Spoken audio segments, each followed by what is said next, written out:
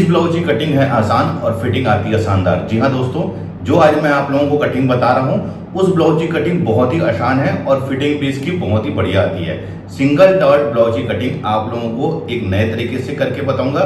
नमस्कार दोस्तों, मैं हूं गणेश देवांगन और मेरे YouTube channel Rani tailor and designer में आप लोगों का स्वागत करता हूं। मेरी पूरी कोशिश ये रहती है कि मैं आप लोगों को कम से कम समय में और सही तरीके से ब्लाउज की कटिंग आप लोगों को बता सकूं। तो आप लोग वीडियो को कंटिन्यू और पूरा जरूर देखें। चैनल में नए हैं तो चैनल को सब्सक्राइब करके बेल आइकन के बटन को दबाएं, जिससे कि ऐसी लेटेस्ट वीडियो की अपडेट आप लोगों को मिलती रहे। तो चलिए अब हम मेन वीडियो में आते हैं। किसी भी साइज के ब्लाउज को कटिंग करने से पहले हमें उसके मेजरमेंट को समझना जरूरी रहता है। तो आप लोगों को बताऊंगा, ये जो नाप है ये बॉडी नाप नहीं है, ये सिले हुए ब्लाउज से लिया हुआ नाप है। इसमें हमें कुछ भी फेरबदल नहीं करना है, जैसा ये है वैसे ही इसको एज इट इज़ कटिंग कर लेना है। देखिए, ये सिंगल डॉट ब्लाउज की कटिंग करके बता रहा हूँ आपको मैं। लंबाई इसकी 14 इंच है, शोल्डर 11 इंच, सीना 40 इंच, कमर 32 इंच, सामने गला 6 इंच, पीछे गला 9 इंच, आस्तीन की लंबाई है 6 इंच और मोहरी 6 इंच। मोहरी 6 इंच का मतलब ये दोस्तों, अगर हम इसको पूरा राउंड ऐसे नापेंगे तो ये 12 इंच होगा और इसका आर्म होल है 7 इंच। तो मैं आस्तीन का आर्म होल के बारे में बताऊंगा। हम ऊपर की लंबाई से यहाँ पर 3.5 इंच में मार्क करते हैं, ये वहां पर की फिटिंग है, यानी कि 7 इंच हाफ होगा। अगर हम इसको ऐसे यहाँ पर से राउंड नापेंगे तो ये 14 इंच होगा। एक चीज आप लोगों को बताना चाहूंगा, इसको दो तरीके से मेजरमेंट करते हैं हम आर्म होल को आस्तीन के। एक तो यहाँ से हम ऐसा राउंड पूरा गोल ऐसा नापते हैं और एक क्या होता है 3.5 इंच में यहाँ पर इसको राउंड ऐसा नापते हैं। तो आप जिस तरीके से अगर मेजरमेंट लिए हैं तो आप उसी तरीके से कटिंग करते समय मेजरमेंट लीजिए, ठीक है। तो देखिए, पहले तो मैं आप लोगों को बताना चाहूँगा, मैं डायरेक्ट फैब्रिक में कटिंग कर रहा हूँ, लेकिन आप पहले पेपर में कटिंग करिए, उसके बाद कपड़े में कटिंग करिए। अगर आपके पास में कपड़ा सफिशिएंट है तभी आप डायरेक्ट कपड़े में कटिंग करिए, अन्यथा नहीं। मैं अभी इसमें बैक पार्ट की कटिंग कर रहा हूँ, उसके बाद इसको रख के सामने पार्ट में पूरा मार्जिन ऐड करके मैं कटिंग करूँगा। सबसे पहले तो हमें क्या करना है, नीचे के साइड में हमको एक सीधी लकीर खींच लेनी है। ध्यान रखिए, सीधी लकीर खींचने के लिए आप हमेशा स्केल का ही उपयोग करें, क्योंकि जिस फिनिशिंग से आप ब्लाउज की कटिंग करेंगे उसी फिनिशिंग से आप स्टिचिंग भी करेंगे। अब आते हैं लंबाई में। तो लंबाई हमारा इसका है 14 इंच, तो मैं इसमें 1 इंच प्लस कर रहा हूँ, यानी कि 15 इंच में इसको ड्रा कर रहा हूँ। ये 15 इंच में इसे भी हम सीधा खींच लेंगे। इसका शोल्डर है 11 इंच, तो 11 इंच का हाफ होगा 5.5 इंच। इधर भी 5.5 इंच में मैं ड्रा कर लूँगा, इसे भी हम सीधा स्केल से खींच लेंगे। अब आते हैं इसके गले के फैलाव में। तो 40 इंच सीना है, तो मैं गले का फैलाव इस पर 2.5 इंच ले रहा हूँ, इधर भी 2.5 इंच, और इसे सीधा मैं स्केल से खींच लूँगा। गला इसका मैं भी ड्रा कर रहा हूँ 9.5 इंच में, क्योंकि हाफ इंच हमारी सिलाई मार्जिन इसमें ऐड कर लिया हूँ। इसको मैं गोल ले लेता हूँ, ये मैंने गोल ले लिया है।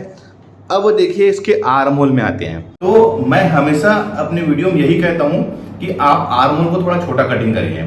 क्या होता है, कई बार कपड़े में आर्म होल थोड़ा सा कटिंग करने के बाद फैल जाता है। अगर हम जब स्टिच करते हैं तो फिटिंग करने के बाद हम आस्तीन के आर्म होल से इसको मेजरमेंट कर लेंगे। अगर आस्तीन का आर्म होल और ब्लाउज का आर्म होल दोनों बराबर आ रहा है तो ठीक है। अगर कहीं मान लो इनके छोटा होता है तो आप उसके ब्लाउज के आर्म होल को कटिंग करके बड़ा कर सकते हैं, लेकिन अगर एक बार आर्म होल बड़ा हो गया तो वो छोटा नहीं हो सकता। और कभी भी स्टिचिंग करते वक्त आर्म होल को हमको खींच के नहीं चढ़ाना है, यानी कि हमेशा आस्तीन को और आर्म होल को बिल्कुल हल्के हाथों से ही चढ़ाइए, तभी आपके ब्लाउज की फिटिंग सही आएगी। अब इसका आर्म होल मैं ले रहा हूँ 6 इंच, इधर भी 6 इंच में ड्रा कर लूँगा, इसे स्केल से खींच लेते हैं। अब आते हैं इसके सीना में। तो 40 इंच सीना है, तो 40 इंच का 1/4 हो जाएगा 10 इंच और 1.5 इंच में इसमें सिलाई मार्जिन ले रहा हूँ। वैसे ही हम आते हैं कमर में। कमर 32 इंच है, तो 32 इंच का 1/4 8 हो जाएगा। बैक में जो डाट पड़ता है 1 इंच उसके लिए, और 1.5 इंच जैसे हमने ऊपर मार्जिन ली है वैसे ही मैं नीचे भी इसकी मार्जिन ले रहा हूँ। 1.5 इंच सिलाई मार्जिन ये क्या है, जब हमारा मान लो इनकेस ब्लाउज टाइट होता है तो ढीला करने के काम आता है। 1.5 इंच सफिशिएंट होता है, आप चाहे तो 2 इंच भी ले सकते हैं, लेकिन एक चीज का ध्यान रखेंगे, कमर, सीना, आस्तीन ये तीनों पार्ट में आपको मार्जिन इक्वल लेनी है। अगर आप 1.5 इंच का मार्जिन ले रहे हैं तो सभी में, सीना में भी 1.5 इंच कर लीजिए, कमर में भी लीजिए और आस्तीन में भी मार्जिन 1.5 इंच कर लीजिए। अब आते हैं इसके आर्म होल में। देखिए आर्म होल की अच्छी फिटिंग करने के लिए यहाँ से आप एक तिरछी लकीर ऐसा खींच लीजिए। कुछ लोगों का कहना होता है कि ये तिरछी लकीर का क्या यूज़ होता है, तो मैं भी आप लोगों को बताऊंगा। देखिए सबसे पहले मैं इसमें सामने पार्ट की गहराई का राउंड शेप लूँगा, उसके बाद पीछे पार्ट का। कुछ नहीं करना है हमको, यहाँ पर से 1 इंच में ऐसा निशान लगा लेना है। उसके बाद यहाँ से मेज़रमेंट कर लीजिए, यहाँ से जहाँ से 1 इंच में हम निशान लगाए ये कितना है 3.5 इंच। इस साइड भी हम 3.5 इंच में अंदर वाली जो लकीर जहाँ तिरछी लकीर खींचे है वहाँ पर इसको ड्रा कर लीजिए। जब तक हम आर्म होल का सही शेप सही जगह में नहीं बैठा लेंगे हमारे ब्लाउज में सामने के पार्ट में रिंकल्स या झोल आएगा ही। कई बार क्या होता है हम ज़्यादा गहराई करने की वजह से सामने के पार्ट में हमारे खिंचाव आता है, तो जब तक हम आर्म होल की सही कटिंग नहीं करेंगे ये प्रॉब्लम हमारा बना हुआ रहेगा। तो मैं आज जिस तरीके से आप लोगों को कटिंग करके बता रहा हूँ वो तरीका बहुत ही बेस्ट है। इस तरीके से कटिंग करेंगे तो कभी भी आपका झोल नहीं आएगा, ना ही सामने के पार्ट में खिंचाव आएगा। मैं अभी जो आर्म होल कटिंग कर रहा हूँ उसी तरीके से आप आर्म होल की कटिंग करिए। तो देखिए यहाँ पर से 1 इंच छोड़ के मैंने यहाँ पर 3.5 नापा था, यहीं पर से 3.5 यहाँ नाप लिया है। अब इसी के अंदर हमको शेप बैठाना है। तो देखिए मैं किस तरीके से इसको शेप बैठा रहा हूँ, आपको इसी तरीके से ही शेप बैठाना है। ये देखिए ये राउंड शेप प्रॉपर आ गया है। अंदर वाली गहराई को मैंने तिरछी लकीर में खींचा है, ध्यान रखेंगे। हमको यहाँ पर से लाके मिला देना है।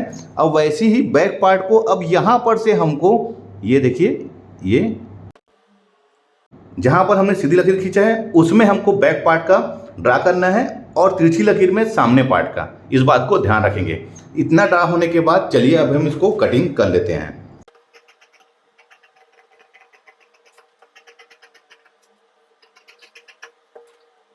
ये हमारा बैक पार्ट कटिंग हो गया है। इसका आर्म होल का शेप कितना बढ़िया आया हुआ है। जब तक आपका आर्म होल का शेप ऐसा नहीं आएगा ब्लाउज में फिटिंग आपकी बिल्कुल भी नहीं आएगी। तो चलिए अब मैं इसको रख के सामने के पार्ट कटिंग करता हूँ। तो उसके लिए क्या करना है हमें, जो हमने अभी कपड़ा इसको ऐसे लिया था अब इसको हमको जस्ट इसको ऐसे पलट लेना है। ये ऐसा पलट लीजिए आप, और ध्यान रखना है इसको कि हमको ऐसे रखना है इसको कि इस साइड से कम 3 इंच हमारा छूटा हुआ रहा है। देखिए इस साइड ये वाला हिस्सा हमारा डबल फोल्ड में है, ये कोर वाला हिस्सा देखिए ये डबल फोल्ड है, ये एक और ये नीचे वाला दूसरा। हमको ध्यान रखना है इस बात को कि इधर कम से कम 2 से 3 इंच हमको छोड़ के इसको ड्रा करना है। अब ये जैसा है हम इसको वैसे ही इसको कॉपी कर लेते हैं।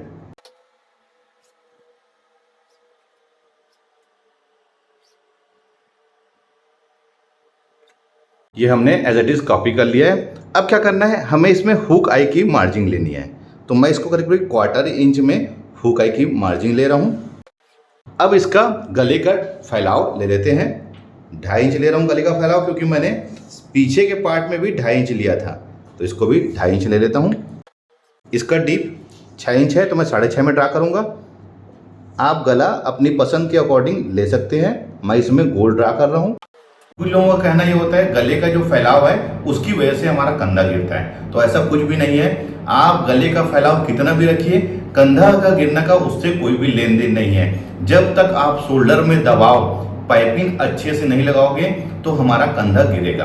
क्या होता है, हम जब ब्लाउज की लंबाई में कटिंग करते हैं तो उसमें 1 इंच हम मार्जिन जोड़ते हैं, तो हमको 1/4 इंच कम 1 इंच यानी कि 1/4 इंच उसको कहते हैं दोस्तों, जिसमें 1/4 इंच कम रहता है 1 इंच में, उसको हम 1/4 इंच बोलते हैं। तो हमेशा शोल्डर को आप 1/4 इंच दबाइए और नीचे कमर के हिस्से में कुछ लोग क्या करते हैं उसको अस्तर के साथ पलटी कर लेते हैं। तो हमको अस्तर के साथ पलटाना नहीं है, हमेशा आप नीचे 1 इंच की पट्टी लगाइए। जहाँ नीचे जहाँ ब्लाउज हमारा एंडिंग होता है वहाँ पर 1 इंच की पट्टी लगाना चाहिए। उससे क्या होता है, ब्लाउज के नीचे जो पार्ट होता है उसमें अच्छा ही ग्रिप रहता है, वो कभी भी चढ़ता नहीं है ब्लाउज, ना ही ये ऐसा पलटता है। कई बार आपने देखा होगा कुछ लोगों का ब्लाउज पीछे की ओर से पलट जाता है, उसका कारण वही होता है कि हम नीचे में 1 इंच की पट्टी नहीं लगाते। तो हमेशा आप नीचे में 1 इंच की पट्टी जरूर लगाइए। अब देखिए उसका क्या करना है हमें, अब इसमें सामने पार्ट की हम गहराई ले लेते हैं। ये सामने पार्ट की गहराई हो गई। अब इसमें हमें नीचे के साइड में 1 इंच और एक लकीर खींच लेनी है। ध्यान रखेंगे 1 इंच में 1 इंच की लकीर मैंने इसलिए खींचा है, सिंगल डॉट ब्लाउज जो होता है वो प्रिंसेस कट का ही दूसरा रूप होता है, लेकिन सिंगल डॉट में क्या होता है, हम नीचे के साइड में ही डॉट मारते हैं और उसकी कटिंग हम यहाँ से बाहर नहीं निकालते। अगर हम इसको ऊपर से कट कर लेंगे तो ये प्रिंसेस कट ही बन जाएगा।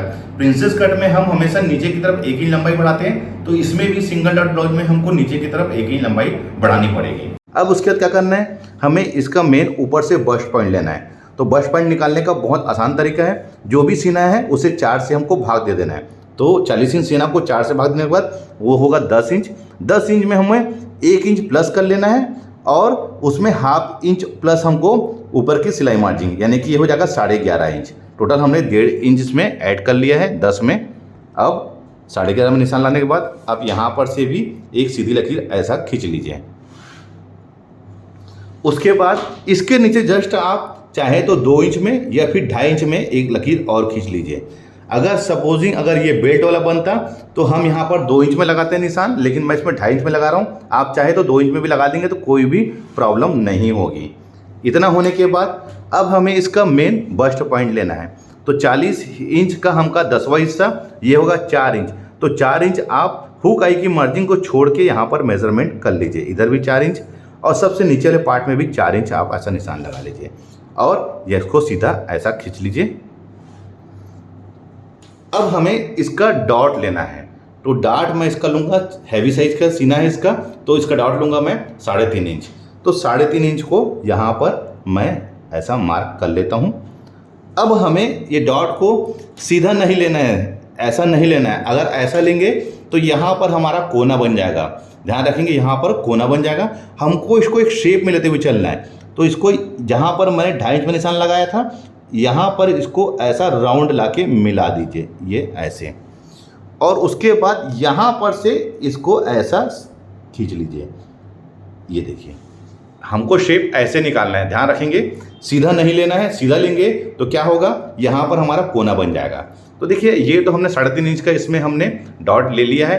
अब हमें इस डॉट को एडजस्ट करना है, क्योंकि हम डॉट मार लेंगे तो ये पार्ट हमारा छोटा हो जाएगा। तो क्या करना है दोस्तों, इस डॉट को हमको दोनों साइड बांटना है, डिवाइड करना है, इस साइड भी और इस साइड भी। उसका कारण क्या है, जब हम ब्लाउज को स्टिच करेंगे और एक तरफ डॉट को एडजस्ट करेंगे यानी कि इस साइड में, तो जो ब्लाउज का जो मेन डॉट पॉइंट है वो हमारा तिरछा हो जाएगा। हमको सेंटर में रखने के लिए सामने के पार्ट में भी और बैक पार्ट में भी डॉट का जो मार्जिन है उसको एडजस्ट करना पड़ेगा। तो 3.5 इंच हमने डॉट लिया है, तो 1.25 इंच हमको सामने के साइड में और 1.25 इंच हमको पीछे साइड में लगाना है। तो देखिए जहाँ पर हमने यहाँ पर जो निशान लगाया था लंबाई वाला, वहाँ पर 1.25 इंच इस साइड कर लेना है हमको और 1.25 इंच हमको इस साइड, दोनों साइड में मैंने 1.25 इंच को एडजस्ट किया है। तो ये हो जाएगा इधर 1.25 इंच और इधर 1.25 इंच, तो ये हो जाएगा हमारा 3.5 इंच। तो ये डॉट है इधर भी और इधर भी हमने दोनों साइड इसको एडजस्ट कर लिया है। अब हमें क्या करना है, इसको देखिए ये लकीर को मैं सीधा खींच लेता हूँ जिससे कि आपको समझने में आसानी हो। अब हमें यहाँ से इसको इसमें मिला देना है और वैसे ही हमको इस साइड भी हमको यहाँ पर लाके मिला देना है, ये ऐसे। अब इसको इस साइड यहाँ पर सीधा खींच लीजिए और वैसे ही इस साइड भी हमको यहाँ पर गले तक इसको सीधा खींच लेना है। तो ये बिल्कुल परफेक्ट तरीके से हमारा ये सब चीज़ डॉट एडजस्ट हो गया है। अब हमें इसमें कोई भी इसमें मार्जिन ऐड नहीं करना है, डायरेक्ट हमको इसमें कटिंग करना है। और कटिंग करने के लिए जब हम डॉट में कटिंग करेंगे तो ध्यान रखना है स्टिचिंग हमारी इसी लाइन में चलेगी। तो यहाँ पर हमको 1/2 इंच यहाँ पर ज़्यादा कटिंग करना है, यानी कि हमको यहाँ पर से इसको कट करना है। ध्यान रखेंगे कि यहीं पर से कट नहीं करना है, 1/2 इंच छोड़ के हमको कट करना है। तो चलिए अब हम कटिंग कर लेते हैं।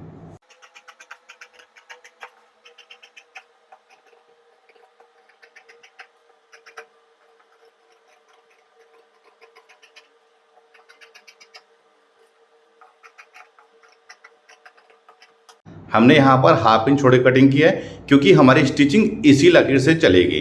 तो देखिए मैंने सामने का पार्ट पूरा अच्छे से कटिंग कर लिया है। आपको इसी प्रकार से ही सामने के पार्ट की कटिंग करनी है। इस ब्लाउज की फिटिंग बहुत ही बढ़िया आती है, आपको ध्यान से देखना है वीडियो को। तो चलिए अब मैं आप लोगों को आस्तीन की कटिंग कैसे करना है वो बताता हूँ। जो बचा हुआ फैब्रिक है हमारा, ये इसे हमें 4 फोल्ड में इसको मोड़ लेना है ये ऐसे। उसके बाद देखिए मैं ये सादा ब्लाउज के हिसाब से कटिंग बता रहा हूँ आप लोगों को। उसके बाद हमें सीधा यहाँ पर से खींच लेना है। इसको मैं 1.5 इंच करीब करीब इसको खींच रहा हूँ। लंबाई हमारी 6 इंच है तो मैं 6.5 में ड्रा कर रहा हूँ और 3.5 इंच में मैं आर्म होल में निशान लगा रहा हूँ। ध्यान रखेंगे 6.5 और 3.5 में आर्म होल। अब इसे मैं सीधा खींच लूँगा दोनों को। आर्म होल इसका 7 इंच है, 1.5 इंच मैं इसमें मार्जिन जैसे हमने कमर और सीना में लिया है। 6 इंच इसका गोलाई, 1.5 इंच इसमें भी मार्जिन, इसे भी मैं सीधा खींच लूँगा। आस्तीन की कटिंग कैसे करना है उसका मैंने एक अलग से वीडियो बनाया हुआ है, आप चाहे तो उसे देख सकते हैं। अब देखिए यहाँ पर भी 7 इंच में आप ऐसा निशान लगा लीजिए। इसे अब कंप्लीट एक बॉक्स बना लीजिए। अब इसका हाफ 3.5 इंच का हाफ होगा हमारा 1.25 इंच, यहाँ पर लगा लीजिए निशान। इसे भी सीधा खींच लेंगे। अब देखिए इसको हमको 3 भागों में बांटना है। सबसे पहले मैं 7 इंच का हाफ कर लेना है तो 3.5 होगा, यहाँ पर भी 3.5। उसके बाद 3.5 का हाफ होगा हमारा 1.25 इंच, यहाँ पर भी 1.25 इंच। अब इसे हम स्केल से सीधा निशान लगा लेते हैं। यहाँ पर तिरछी लकीर। अब यहाँ पर हम 1 इंच में पहले ऐसे निशान लगा लेंगे। अब हमें इसको ऐसा शेप देना है कि ये हिस्सा आके यहाँ पर मिल जाए। मैं बिना फ्रेंच कर्व के आप लोगों को बता रहा हूँ। उसके बाद यहाँ पर से हमको लाके ऐसे मिला देना है। तो देखिए ये सामने पार्ट की गहराई हो गई। अब यहाँ पर से हमको 2 इंच में निशान लगाना है। उसके बाद यहाँ से हमको इसमें लाके मिलाना है। तो देखिए मैं ये मिला दिया और उसके बाद लास्ट में जहाँ पर 7 इंच हमने खींचा था। तो देखिए बिना फ्रेंच कर्व के भी मैंने इसका कैसा शेप लिया है। आप अगर अच्छे से प्रैक्टिस करेंगे तो आप आसानी से इस प्रकार का शेप बना सकते हैं। तो चलिए अब इसको हम कट कर लेते हैं।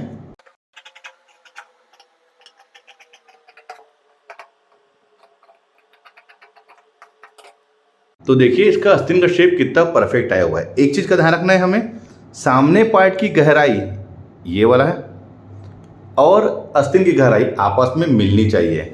देखिए जब तक हमारे सामने पार्ट ब्लाउज का गहराई और आस्तीन की गहराई आपस में आके नहीं मिलेगी, ये जो यहाँ पर रिंकल्स का प्रॉब्लम आपका बना हुआ रहेगा, कभी भी हमारा ये प्रॉब्लम नहीं सॉल्व होगा। हमको ध्यान में वही रखना है कि जिस प्रकार से मैंने आर्म होल की कटिंग बताया है आप लोगों को और आस्तीन की कटिंग बताया है, उसी प्रकार से ही आप आस्तीन का और आर्म होल की कटिंग करिए तो आपकी कभी भी कोई भी प्रॉब्लम नहीं होगा। देखिए दोस्तों, मैंने अपने इस वीडियो में आप लोगों को पूरी डिटेल से सिंगल डॉट ब्लाउज की कटिंग कैसे करना है स्टेप बाय स्टेप आप लोगों को बताया है। वीडियो अच्छा लगा है तो लाइक का बटन दबाइए, कमेंट्स कीजिए। तो मिलते हैं अपने किसी ऐसी जानकारी भरे वीडियो में। जब तक के लिए take care, thank you for watching, जय हिंद।